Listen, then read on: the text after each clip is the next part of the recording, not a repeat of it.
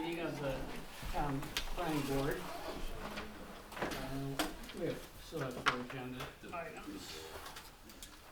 One. Everybody should know that this is both being recorded audio and video. Could we have a roll call, please? Tim Palmer, Here. Harry Senecal, Here. Debbie Blake, here. James Sherman, Here. Melina Tamer, Here. Sarah Kay is excused, and Joseph Proka. Here. So we have 6. You just came in. All right. I'm going to ask that if anyone has any conflicts of interest to disclose about any of these projects, that they please do that after the project is read. First agenda item is the Durand Road Solar Site Plan and Special Use Permit. Request to construct a 24.5 acre 4 megawatt AC Tier 3 solar farm with related site improvements. It is subject to the town of Plattsburgh solar law, located on Durand Road, public water and public sewer, zoned R2, tax map parcel number 193.2-1.1. Owners are Joseph, Carolyn, and Todd Giroux. Applicant is Yellow 7 LLC. Engineer is Fisher Associates, and we're here for a secret determination and a detailed preliminary plan review. And I'm forgetting who's, go for it, Jess, please. Alright, so here we are on Durand Road. You guys have seen this project twice now. Last month you saw the slightly amended layout, so here's the zoning, zone R2. Some wetlands mapping, there is more accurate wetlands mapping in the submittals. And then water and sewer. And this is obviously not right now, but this is the view from the road during the warmer months. And this is the currently proposed layout for the solar farm. Most of our comments are, the standard comments from the solar law about fencing, landscaping, decommissioning. We do have a decommissioning plan under review. That is usually, that process kind of goes to the town board, that agreement and the bond and all of that. So the town attorney will review that. And the fees that are associated. We also received the visual impact assessment, which we've reviewed. And otherwise, we do not have any other major comments. So if you guys have any questions, or we can invite the project up to discuss. Who's here to represent the project? Yes. We are. Do you folks have any initial comments? I don't have anything. Any questions that you have? It seems that you've kind of gone through this and you may have some questions in mind. So however the format may be. Right, and I've heard from staff, we heard from staff that there may be someone here who wants to speak to this. And this is unusual. We've already had a town meeting, or a planning board meeting. Public meeting. So normally your opportunity would have passed, but the staff seems to feel that it would be best if we heard what you have to say. I didn't hear the last, I've only got one here again. We'd like to hear what you had to say. If you come up to the Please. podium. I am Dan Drown, I live at 6087 Route 22 in Plattsburgh. I live on the east side of the project here, which should be on the right side. Should be the middle. It's this one right here, I believe. No, the next one off. This one? That one there, Okay. because that should be my property. Okay. My questions, and the reason I wasn't here for the last meeting is I left the day before to go to Florida for Christmas and New Year's. And I called the young gentleman here while I was down in Florida to see what was going on. And he informed me that you're having a meeting tonight. And I figured it's the only time I can get to talk and ask questions. My concern is you're putting in a dirt road. And I have been here prior to this to talk to a young lady. I don't remember which lady it was. But she said, I asked her about the water situation on the field. She said the crown on the road would put the water off to the sides. I said, that's fine and dandy. But my questions were, where's the water from this field going to run off to? Then I made the comment, I said, water does not run uphill. Durand Road's here, Beamantown Road is here. You can see the elevation, okay? Then I also mentioned, she said it wouldn't be no problem, it would run towards the Durand Road. I said, no, it won't. Because I've hunted this property and I've seen what it is. But once you put these solar panels in, I was informed that you have posts that support each and every solar panel, which I understand. And before we go any further, I'm not against the project. But my situation is, when those posts go in the ground, if there's any kind of drainage that was there from the farmer, Todd Drew and his father, how many of them posts are gonna go through the drainage system in there? I mean, I don't know how big the posts are, but I assume the water drainage is about this big. The tiles that go through farm fields. I don't know how many posts you're gonna be putting in, but I guarantee you, a lot of them posts will go through, if the drainage is in that field, will go through those tiles, which does a blockage. That water comes from up on the other side of the field, down through. I was approached years ago by Mr. Drew and about the water draining off there because it was adjacent to my property. I said I'd talk to him on a weekend when I come home from work, but by the time I got home, he said he'd taken care of the problem. What he did, I don't know. It's working good, but I want to know is if when these poles are put in, what kind of scenario are you going to have to alleviate any kind of water problems that come up on this property, whether it happens at year one or the next year? I don't need any water running towards my property, and as you know, the one to the north of my property is wetlands.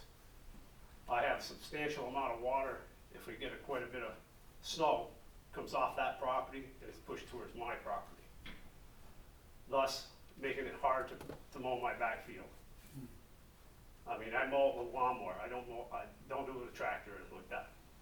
I just want to know what they have for plans for to alleviate the water coming up on this field, going towards my place on 22. If you can give me some good answers and tell me how you're going to resolve it, I'm happy. Like I said, I'm not against the project. Well, it's a good question. It sounds like, do you know anything at all about the drainage that the Giroux have? Do you No, I do not. Like I said, I was Do out you of even town. know if they have drainage for sure? I was out of town at the time working for a phone company. I said I'd be home on the weekend. He said, we'll discuss it. I came home and I called him up. I said, when can we meet? He said, oh, don't worry about it. We've already taken care of it. Whatever was done in that field prior to me seeing it or not knowing what's going on, I don't know. I'm assuming they put drainage in there because they had cornfields there. And there were some wet spots in there, which were eliminated. Now, where they put it, I don't know. Do you recall how many years ago that was? Pardon me? Do you recall how many years ago that was? Well, let's put it this way, I've been retired 22 years, or 23 years. I wanna say about 30 years ago, if not more.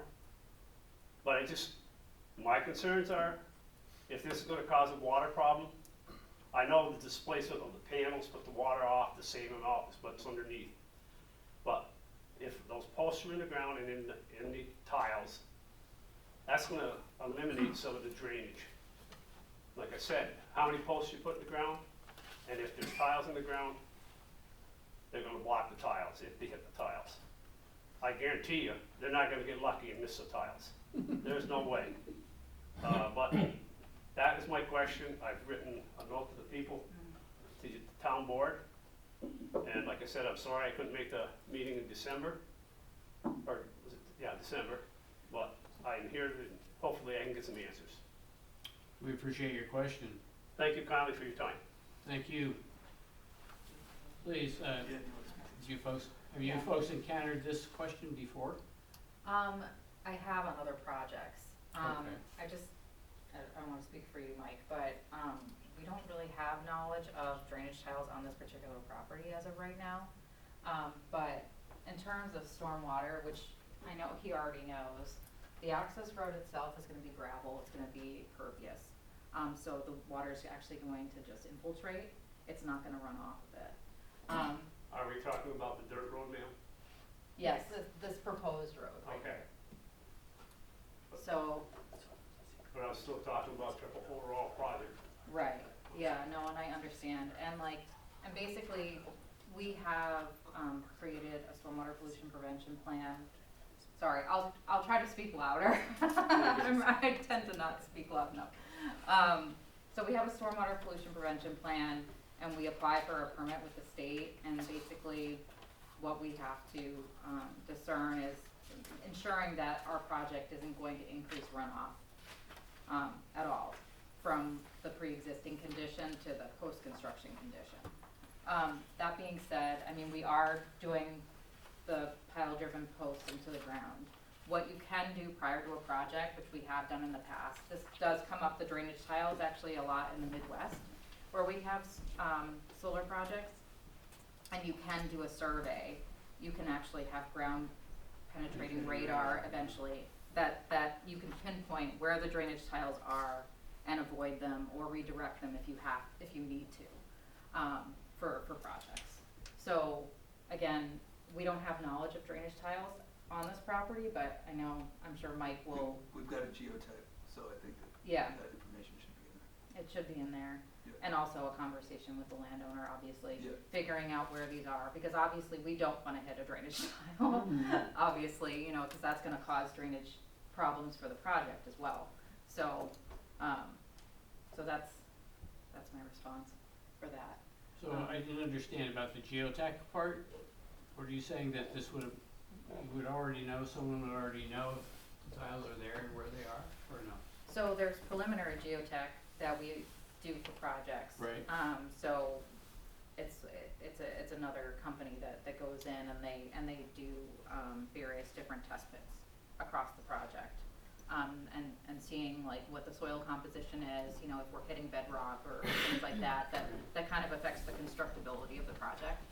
I don't recall at the moment what the geotech said, if there was any sort of drainage tiles, but in reading it, I don't recall that. However, I think it's worth talking to the landowner and also, revisiting with the geotech to make sure that we don't hit anything associated with that. Right, yeah, we haven't, to this date, heard anything about drainage tiles.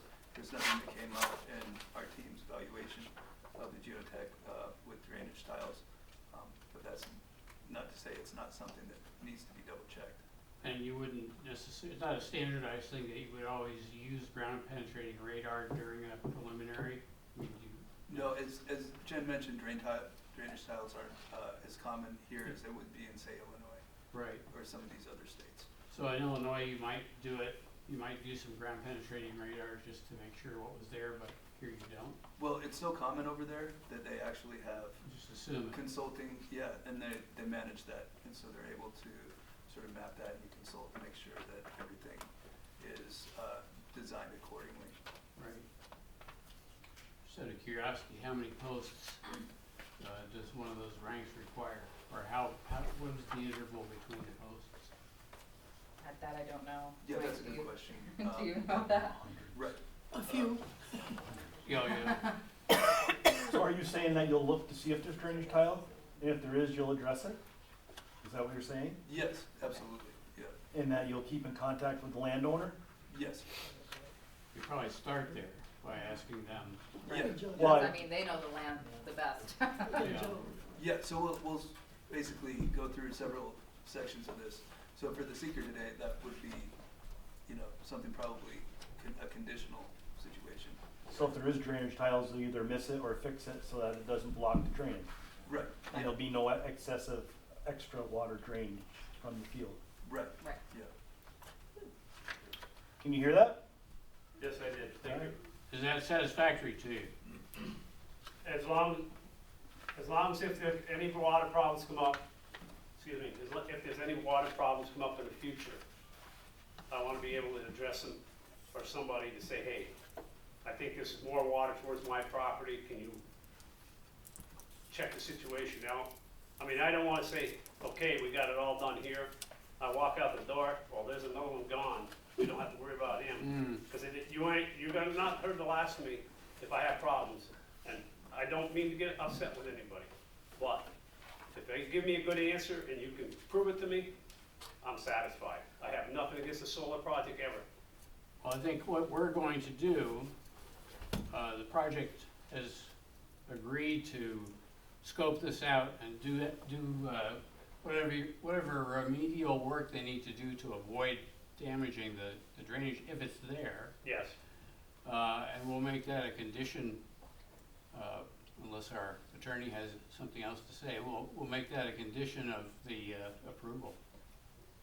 I believe you're referring to the seeker process, so what I would suggest is during the part 2 portion of the seeker where you run through these potential environmental impacts, including stormwater management, you could add language in that potential approval saying as much. So not for the project, but for the environmental review for the project.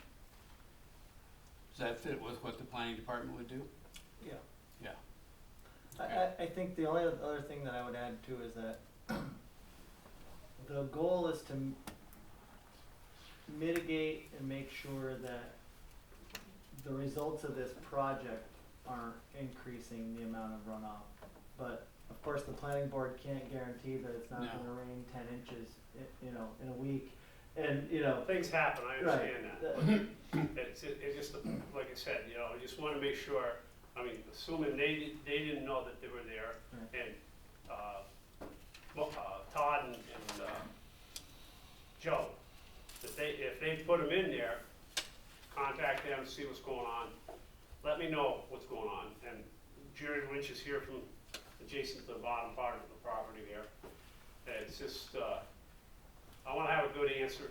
Like I said, I don't wanna walk out of here and say, okay, we got rid of him, and that's it. I've seen that done before. That's not the way we operate No, no, here. I've seen it done before, but I just wanna make sure. And, I appreciate your time. Yeah, Thank you. of course, thank you. Thank you. Thank you for coming. Okay, so, you want to speak? Let's see, this is Jess's. it is hers, and the part 2 that we're looking for is in her office. That's why Is she that had what to you go went get it. for? Yeah, so we'll Okay. go over that part. Something to say. Go ahead. Well, at the please. last meeting, we talked about buffer, and they said they were going to put in arborvitae and blah, blah, blah, blah. And because they wanted deer-proof buffer, I checked, arborvitae is candy to a deer. Yes, but the green giant But is, the green giant is, is the one. is the one that, They said you're gonna put it into the green giant? yeah, that's, Mhm. that's in the plans, right? Yeah, it's in the plans, hang on, Okay. give me a second. Yeah. So Yeah, that's so- deer resistant or not palatable to deer, or? Juniper's another one they don't like Yeah. very much. They'll eat it if they have to, but they don't like it. Yeah, it's deer resistant, so this is the plan set, most recent plan set, so those are the two, green giant and the Okay, juniper. yeah, juniper they don't like either. Yeah. Good. Yeah, yeah, they usually don't like the green giant ones, it's not like the other Yeah, arborvitae. the regular They arborvitae, they they just love munch it. that I like know. it's candy. What Yeah. kind of They're spacing is that starving. around the, is that around the perimeter? So here's the spacing, I mean, I don't know the exact Oh, okay. spacing, It's gonna be on but the that's drawing. each Oh, row. yeah, okay, It's like on a diagonal, okay, yeah, they're 15 feet apart, Yeah. staggered, yeah. okay. Yeah, and we also have, I know you probably saw these on the visual, but that's, done with 5 years ago. That looks like we- Appreciate that, yeah, thank you. But, yeah, That should got good water control. yeah. What's that?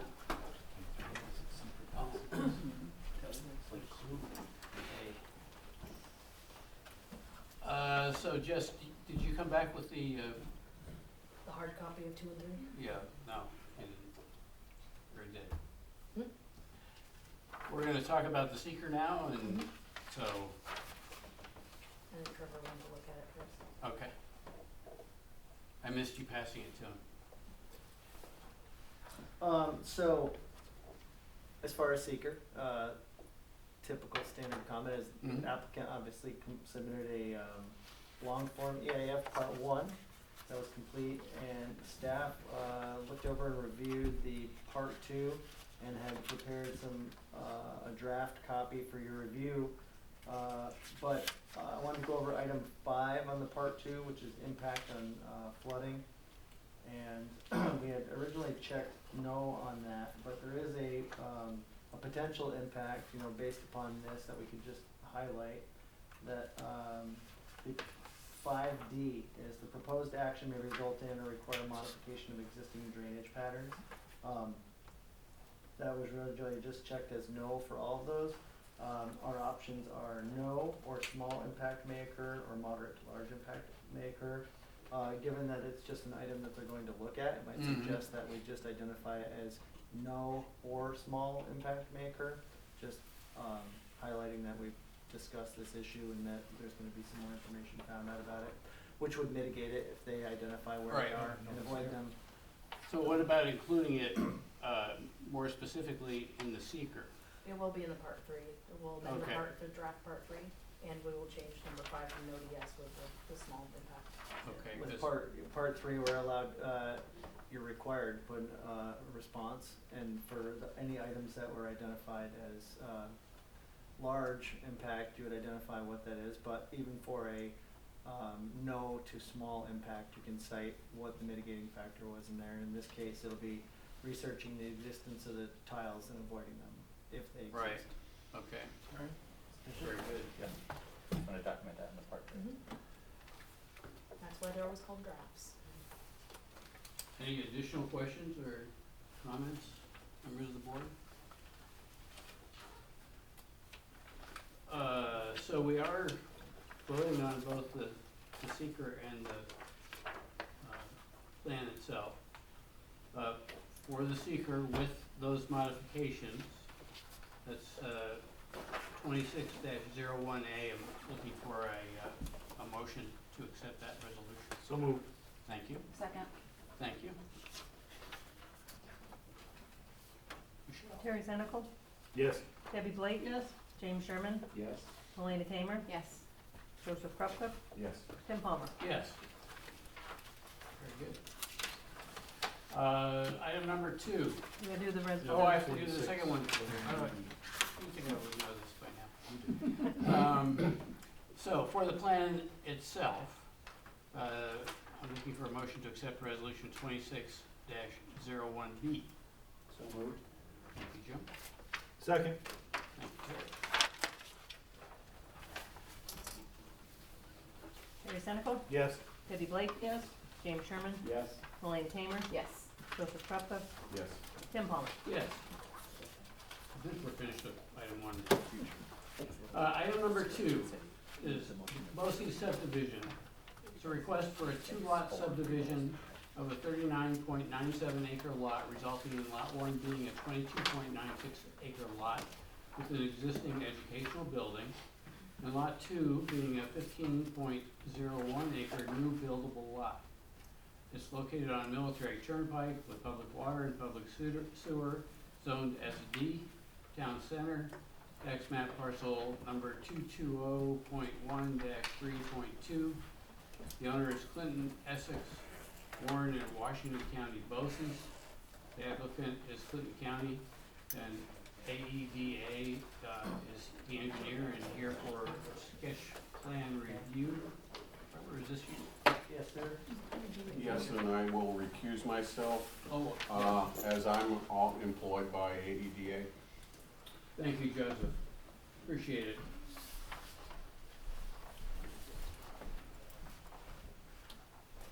All right, let's go on a little trip. Here we are, former Clinton County Airport. You have the Aeronautics Institute here. On this parcel, here is the site where the new CV Tech / BOCES building is being constructed. New road to the roundabout in the former airport, and Swarovski, which is now called, anybody know? It's got a W, it's a big W on the building. So what's being proposed is, you can see this is currently one large parcel, and this section of road will be constructed as part of the new BOCES building. This will be the new frontage, so this will become a public road extended all the way to about here. This is all one parcel currently, and the proposal is to subdivide out a portion from the Aeronautics Institute, transfer it back to Clinton County, which was the previous owner. So we're kind of undoing a previous subdivision. Zoning out here is a mix of SD, T6, and here's, let's see, okay.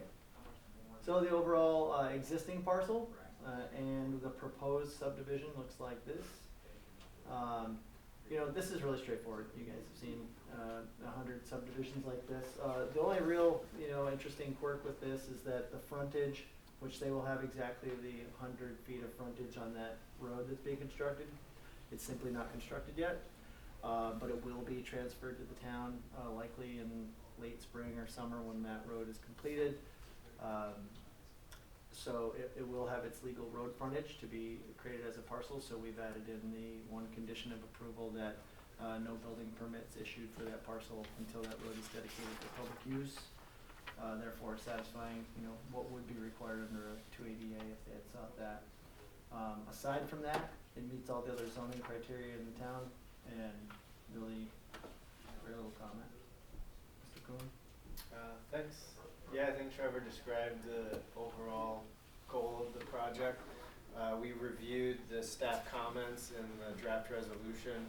It looks like the main one is to add the zoning chart for both the remaining lands to stay with BOCES and then the new parcel as well. So we'll have that added to the subdivision map, and that should be the main thing to clean up for meeting the review comments.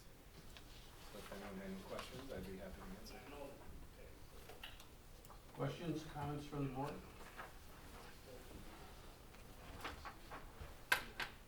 Just curious on the back end, question for staff, how do you guys like flag this lot as having a condition associated with the building permit for the codes and zoning office, like internally? Yeah, it actually works pretty good now through our BAS, IPS Oh, software. yeah. So when we tag a condition like that, the codes and zoning secretary will go in and can flag that tax parcel by the tax parcel, and then when they go to issue a permit, they can look and see if there's Okay, any.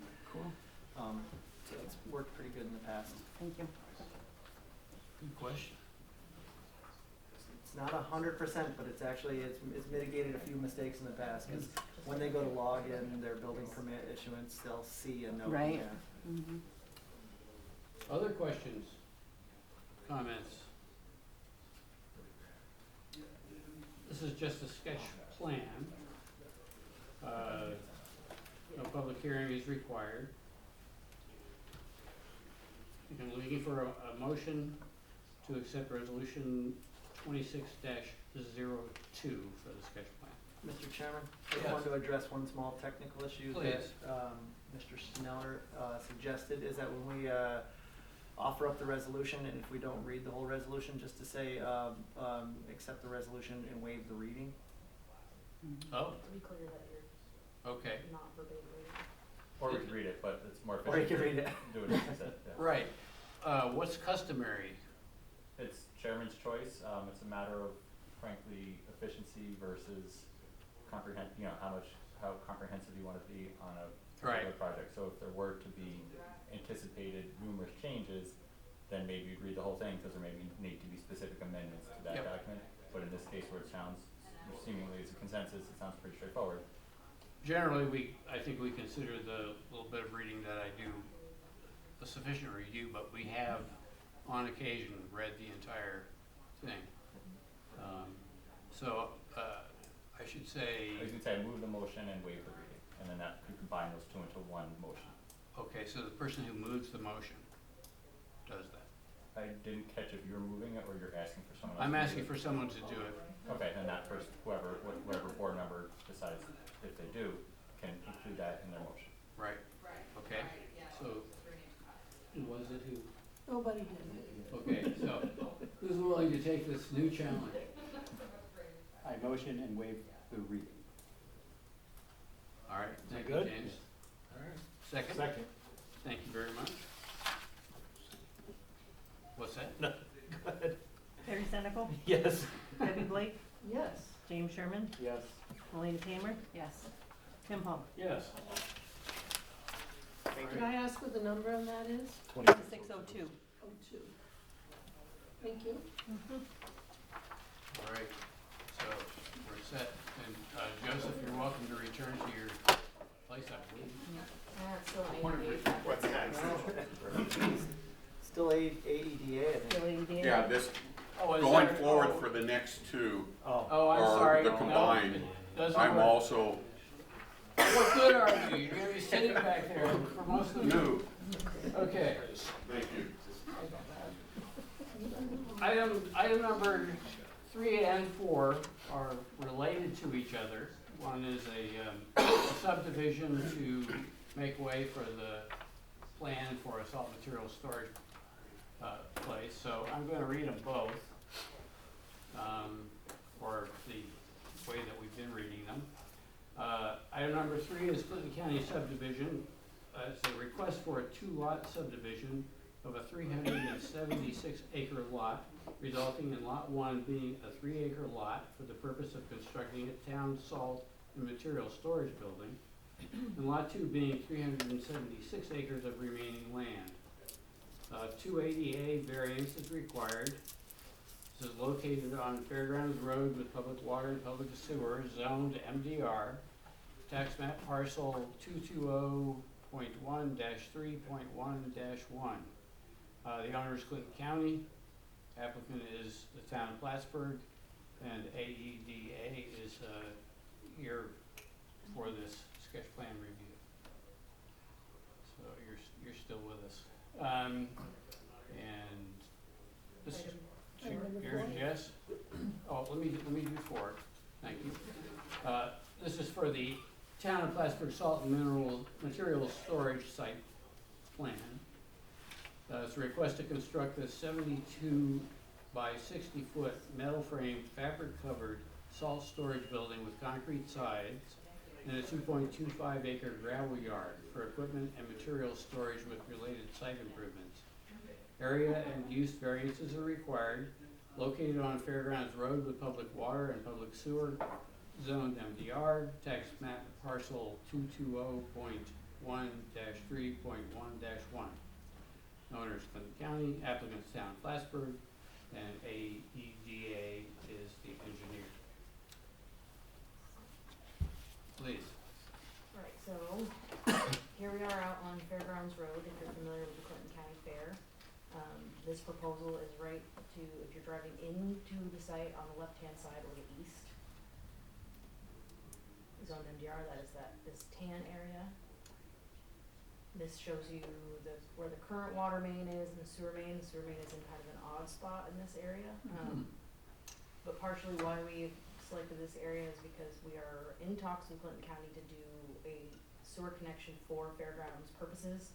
And the connection would basically run along this tree line here to the manhole that is up here. But I did want to read the paragraph I had in the site plan to describe what this whole 2-part process is. The town of Plattsburgh was awarded a water quality improvement program grant for the construction of a salt containment facility. The current town campus is within the wellhead overlay district, which protects drinking water. Therefore, the town salt shed cannot be located on the existing town campus on Baker Road and should be placed in an area with no wellheads and existing public water infrastructure. The town has been coordinating with Clinton County to place a salt material storage facility on 3 acres of former county airport lands near the fairgrounds. So also in order to not segment seeker, we are considering both of the projects under one seeker review because they are tied together. And I did include the wellhead overlay shot, so this is Town Hall where we're sitting right now, and this big blue blob is our wellhead overlay protection zone. And we do have a study from an independent firm identifying the fairgrounds and one other property as options to locate the salt and sand material or salt material storage facility in order to make sure that we don't have to risk contaminating drinking water. And so here's the shot from the entrance of fairgrounds, so the building would be basically behind these evergreens. And that is the layout. It does require 3 variances between the subdivision and the site plan. One would be a height variance. The tent style structure would be about 60 feet tall. The use variance is because a public use / building is not allowed in the MDR district. And then the 288 variance is because Fairgrounds Road is not actually a town highway, or a public highway technically. We do not own it, so in order to subdivide a lot on a road that is not a public road, we need a 288 variance for issue of building permit. However, the town does have plans to take over and maintain this portion of the road, to remedy that once this whole process shakes out. The one little quirky thing I'd add, because I bet it'll come up, is why put it right there? The warranty requires that it faces east. As a wind load. Really? And so, in order to have mobility on the site for front-end loaders to enter the tent, it needs to be located closer to the road and facing open to the east. Yeah, so the opening would be here. Is it facing east because prevailing weather tends to come from the northwest here? Yeah, primarily. And it keeps some rain and precipitation out of there, and Yeah. obviously wind load, so that's one of the warranty requirements. Speaking of rain and precipitation, what's the lay of the land there? Top. North is up. Yeah. No, I meant pitch. Oh. Where's the water go? Towards the houses or towards those trees? It's wetter back here. Yeah, There that's- is a small wetland patch here, and then we don't have a formal wetland delineation yet, but we would for the detailed plan approval stage if we get there. And the equipment storage will be where the beige stuff is. If they need it, they don't really want to use it as laydown or anything, but it could Or is be it gravel? Yes, it would be gravel. And mostly because of the size of the tractor trailers that will come in and then dump sand in there, so it's Yeah. more turning radius, and they actually have stated also because of appearances, they've really moved away from the idea of the shared laydown area or equipment storage. They're pretty much want them, and they're a little bit concerned about just leaving equipment over here. Yeah. And the other thing where they also said they hate storing any equipment near salt, so they Yeah. actually want to avoid that altogether, so it's likely that this is really just the tent structure and that's it. The town has been working toward using less sand and more salt. And less salt overall. So is this to dramatically. accommodate Yes. that change? Yeah, just anecdotally, they're using maybe less than a quarter of the salt overall that they've, and more than that, and the numbers are staggering, the amount of salt reduction that they've achieved by Wow. going to pure salt. Hmm. And the vehicle miles traveled, hundreds of miles reduction in vehicle Damn. miles traveled for the trucks, reduced over time. Every metric of why they've done it it's staggering, and you really should check out the numbers. So even though it looks like which they are dumping pure salt everywhere, they're using way less. Yeah, they. Well, it stays there Makes longer. I sense, mean, all yeah. over my neighborhood, there's still salt on the ground. And they don't repeat the run, so Yeah. when they mix it with sand, not only do they have to load the trucks way more often, but it doesn't act to reduce the salt, the ice as much. Right. Mhm. And then, ironically, then they go back out all spring and sweep it up. That's right, there's a So- spring cleanup. It's had it has the opposite effect that you'd think, putting pure salt out actually results in them using a fraction of what they would normally put out. Will they eventually conduct any sort of like environmental test to see the impacts of the pure salt versus like the salt sand combo, even though it's less? Like just No, no. curious, like if they plan on. I think they're, I don't know that we would undertake that, but I know that the DEC is DC does, certainly yeah. doing it. It'd be And, cool to hook up with them just to. The state's been using some pure data. salt for forever. yeah, I mean, Cumberland Head was one of the first places that we started doing it. It's fabulous. It It's really, fabulous. it's really counterintuitive when you're thinking, we're going by the lake, putting down pure salt now, and a fraction of what they used to. Mhm. That's, I wonder what Pretty effect it has impactful, on though. people's Concentration. brakes and rotors. But that's Hey, my another dog question doesn't- So if altogether. you the dog doesn't like No. He's limping all the time. get things for him. Only Dogs some- in the leaves. Their little I can't, shoes. not my dog, he wouldn't have any No. fingers left. When you live in a city, you put them on. Well, you wouldn't put it on my dog. The other thing I did want to point out is that because this would be a commercial to residential buffer, the buffer is here and is more robust than the zoning ordinance requires because we want to be good neighbors. Well, that's why I asked about the pitch of the land, Are they because if arborvitae's it went for the towards deer? the house, it would be bad. I'm not sure we've settled on a If it species. ran off towards the What house, are Yeah. they? they're gonna- I don't think we've picked You one. don't know, I haven't Here's decided something yet. I probably- Terry, the topography know is that. definitely from We've been Fairgrounds talking trees Road, with Mike So the houses won't be any issue at all, that's for good. lots of projects. and it's kind of diagonal. Yeah, that's important. how close can the nearest wellhead be, just out of curiosity? Or public water? Our wellhead protection overlay is 1,000 feet, so it's 500 feet radius. Okay, And so, but more importantly than that, we would be certainly, you know, in violation of it here, but more importantly, we've done an aquifer study. And this is away from the aquifer. So that's even a concern that's maybe even greater than the wellhead itself, That's good. where the primary aquifers are.